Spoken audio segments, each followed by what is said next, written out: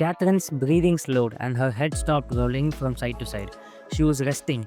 I wanted to go on, but the implications of what she said were distracting me. Did she really have 86 previous lifetimes? And what about the masters? Could it be? Could our lives be guided by the spirits who have no physical bodies but who seem to possess great knowledge? There are steps on the way to God. Was this real? I found it difficult to doubt, in view of what she just revealed. Yet I struggled to believe.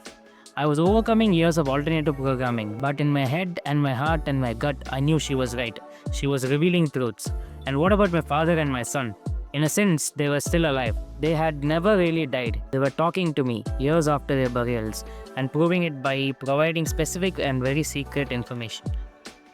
And since all that was true, was my son as advanced spiritually as Catherine had said? Did he indeed agree to be born to us and then die 23 days later in order to help us with our karmic tips, in addition to teach me about medicine and humankind, to nudge me back to psychiatry? I was very heartened by these thoughts. Beneath my chill, I felt a great love, stirring a strong feeling of oneness and connection with the heavens on earth. I had missed my father and my son. It was good to hear from them again. My life would never be the same again. A hand had reached down and irreversibly altered the course of my life. All of my reading, which had been done with careful scrutiny and skeptical detachment, fell into place. Catherine's memories and messages were true. My intuitions about the accuracy of her experience had been correct. I had the facts, I had the proof.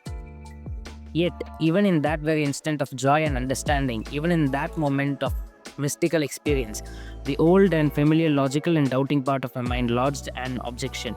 Perhaps it's just ESP or some psychic skill. Granted, it's quite a skill, but it doesn't prove reincarnation or master spirits. Yet this time I knew better.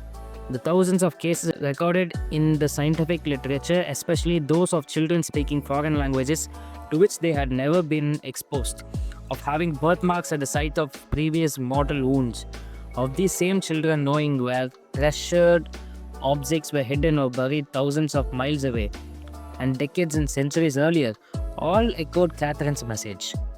I knew Catherine's character and her mind. I knew what she was and what she wasn't. No, my mind could not fool me this time. The proof was too strong and too overwhelming. This was real. She would verify more and more as our sessions proceeded.